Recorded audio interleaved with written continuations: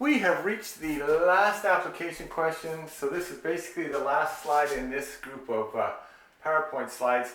And we're looking at 3/4 of a milliliter per dose in the question, and there's 60 milliliters in the bottle.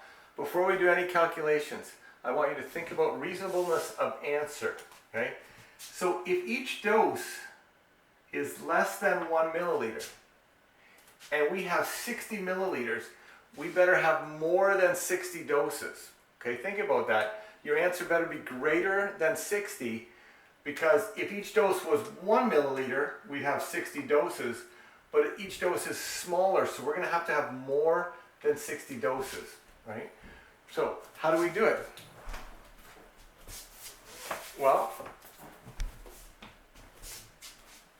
we say we have 3/4 of a dose, and we're going to multiply. Whoops. We're not going to do it that way. Let's try this again. We have 60 doses, and we're going to divide it up into 3/4 dose pieces. Okay? Now, 60 will be 60 over 1. So I have 60. I'm going to multiply it by the reciprocal, which is 4 over 3, multiplied by the reciprocal. 60 times 4, remember this is still 60 over 1, 60 times 4 is 240, 3 times 1 is 3, and 240 divided by 3 is 80. So we're actually going to have 80 doses in the bottle, therefore, okay, how many doses?